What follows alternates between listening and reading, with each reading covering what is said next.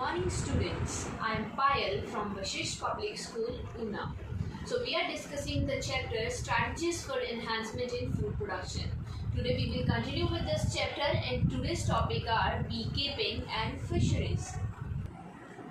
So firstly we will discuss about beekeeping और जिसको हम एपीकल्चर भी बोलते हैं. It is the management of hives of honey bees for the production of honey. Honey की production के लिए हम जब हनी बीज के हाइव्स को छत्तों को मधुमक्खी के छत्तों को जब हम मेंटेन करके रखते हैं उसको हम बोलते हैं बी कीपिंग. इसके लिए हम एक ओल्ड कॉटेज इंडस्ट्रीज़ मतलब it has been an old cottage industries, ये एक बहुत पुरानी कॉटेज इंडस्ट्रीज चलती आ रही है. Honey is a food source of high nutritive value and also finds use in indigenous system of medicine. जो हनी होता है इसकी हाई न्यूट्रिशियस वैल्यू होती है और मेडिसिन बनाने में हनी बहुत ही यूज़फुल इंग्रेडिएंट है. एक हमारा हनी बीज से हम बीज वैक्स बना सकते हैं जो कि बहुत सारी इंडस्ट्रीज़ में यूज़ होती है, such as in the preparation of cosmetics polishes of various kind. हम कॉस्मेटिक्स में हनीज़ का यूज़ कर सकते हैं, पॉलिशेस बनाने में हम हनी का यूज़ कर सकते हैं. जैसे जैसे हनी की डिमांड बढ़ती जा रही है large scale bee keeping practices भी बढ़ती जा रही है और ये एक इनकम का सोर्स भी लोगों के लिए बन चुका है. ये इनकम सोर्स इंडस्ट्री भी लोगों के लिए बन चुकी है. चाहे हम इसको स्मॉल स्केल पर करें चाहे लार्ज स्केल पर करें, इससे हमें बहुत सारी इनकम मिल सकती है. तो देखा तुमने बी कीपिंग करने से कैसे ये एक इनकम का सोर्स बन गया है. तो बी कीपिंग को हम बहुत सारे एरियाज़ में अप्लाई कर सकते हैं. हमें बस क्या चाहिए होता है कि हमारे पास सफिशिएंट बी पैस्चर्स हो. सम वाइल्ड श्रब से हम उसको ले सकते हैं, फ्रूट के हो, फ्रूट ऑर्किड्स के हो, हमारे क्रॉप से हम ले सकते हैं. बहुत सारी स्पीशीज़ हैं हनी बीज की जिनकी हम रेयरिंग करते हैं. तो बहुत सारी स्पीशीज़ है हनी बीज की जिनकी हम रेयरिंग कर सकते हैं. मोस्ट कॉमन स्पीशीज़ जो है Apis indica, you have to remember this name. Apis indica most common species है हमारी हनी की. किसी भी हम कॉर्टयार्ड के अंदर बी हाइव्स रख सकते हैं.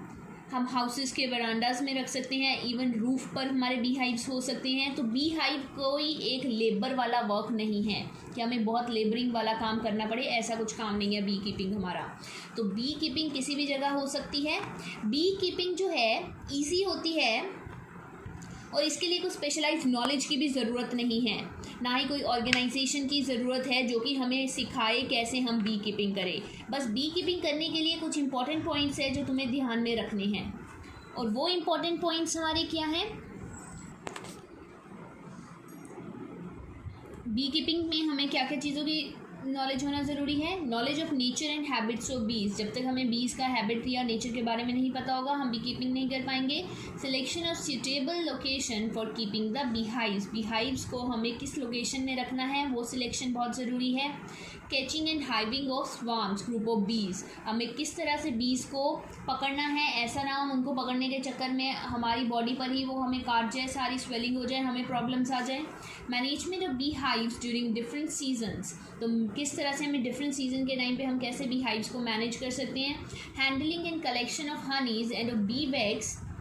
किस तरह से हमें बी वैक्स और हनी को हैंडल करके रखना है, कैसे इनको कलेक्ट करके रखना है. बीज जो हैं ये पॉलिनेटर्स की तरह भी एक्ट करते हैं बहुत सारी क्रॉप्स में, जैसे कि सनफ्लावर्स में, ब्रासिका में, एप्पल में, पेयर में. अगर हमें क्रॉप फील्ड्स में बी हाइव्स की नॉलेज है, उनको कैसे रखना है, किस फ्लावरिंग पीरियड में रखना है, इससे हम अपनी पॉलिनेशन की एफिशिएंसी को भी बढ़ा सकते हैं. हम अपनी बहुत सारी ईल्ड में इसके बेनिफिट्स हो सकते हैं हमारे दोनों, हमारी क्रॉप ईल्ड के पॉइंट ऑफ व्यू से भी और हमारे हनी ईल्ड के पॉइंट ऑफ व्यू से भी. कीपिंग जिसको हम एपीकल्चर भी बोलते हैं. तो बी कीपिंग में मैंने तुम्हें ये बताया कि बी कीपिंग जो है ये भी एक इनकम का सोर्स बन सकता है लोगों के लिए.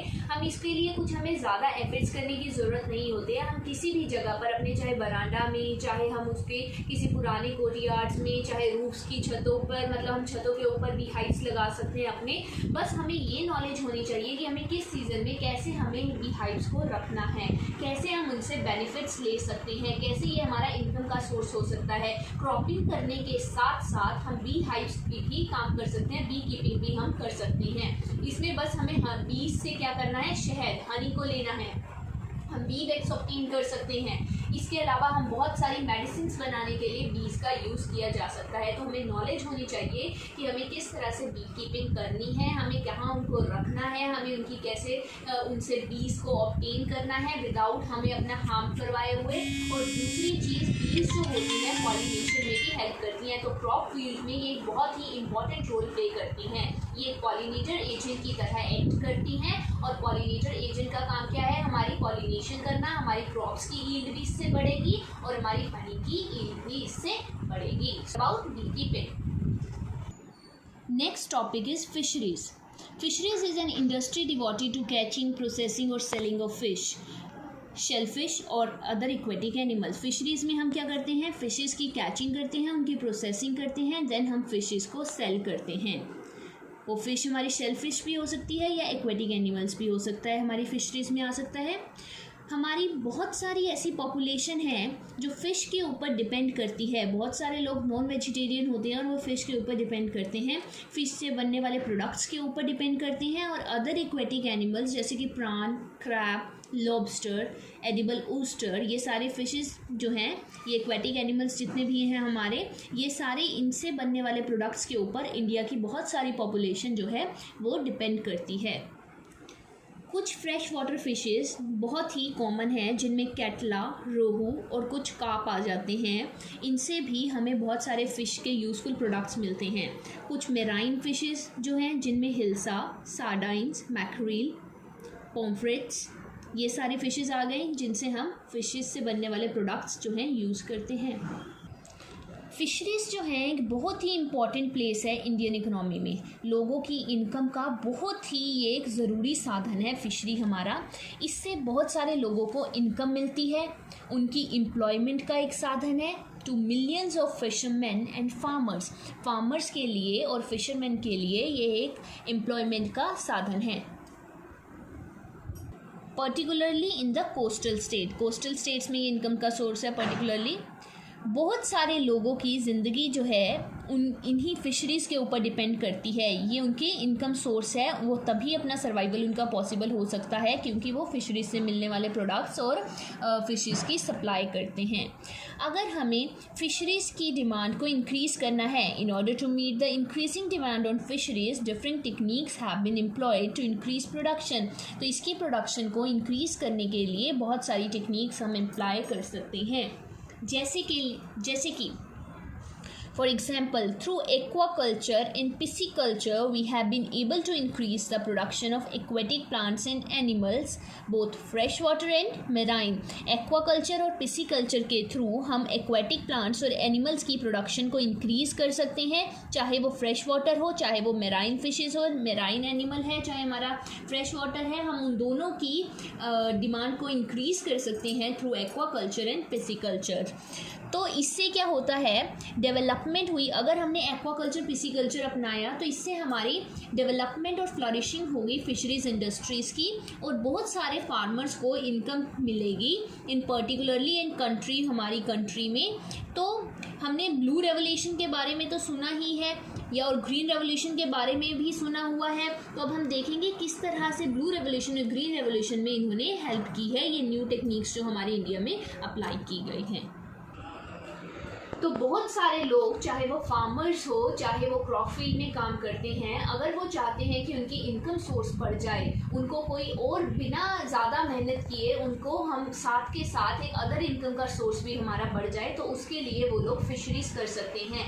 एक्वाकल्चर और पिसिकल्चर कुछ ऐसी टेक्निक्स हैं जिनमें राइस वाटर के अराउंड, जैसे हमने देखा जहाँ पे राइस की क्रॉपिंग की जाती है, या और अदर हमारी पिसिकल्चर वाली टेक्निक अपनाई जाती है, तो वहाँ पर हम साथ के साथ फिशेज़ को, चाहे वो पॉन्ड वाटर है, चाहे फ्रेश वाटर है, चाहे मराइन फिशेस है, उनको हम वहाँ पर उनकी ग्रोथ कर सकते हैं और उनसे हम फिशेस को प्रॉपर, हम उनको सर्वाइव के लिए जगह प्रोवाइड करेंगे। हम फिशेस, जहाँ से भी हम फिशेस ऑब्टेन कर रहे हैं उनके थ्रू हम फिशरीज कर सकते हैं। हम अपनी क्या करेंगे, फिशेस ऑब्टेन करेंगे, फिशेस की सेलिंग करेंगे, फिशिंग की सेलिंग या फिशेस से बनने वाले प्रोडक्ट्स जो भी हैं हम उनको आगे बेचेंगे। जब उनको बेचेंगे तो वो एक बहुत सारे लोगों के लिए इनकम का सोर्स बनेगा। तो क्रॉपिंग करने के साथ साथ अगर फिशरीज भी की जाए तो ये बहुत सारे लोगों के सर्वाइवल में उनको बहुत सारा हेल्पफुल हो सकती है, उनकी इनकम सोर्स को बढ़ा सकती है। मैंने फिशरीज़ के बारे में, तो फिशरीज़ के बारे में और आज मैंने बी कीपिंग के बारे में तुम्हें इन्फॉर्मेशन दी और किस तरह से ग्रीन रेवोल्यूशन और ब्लू रेवोल्यूशन लाने में हमारी न्यू टेक्निक्स ने हेल्प किया है। नेक्स्ट आगे के लेक्चर्स में हम ये सब कुछ डिस्कस करेंगे।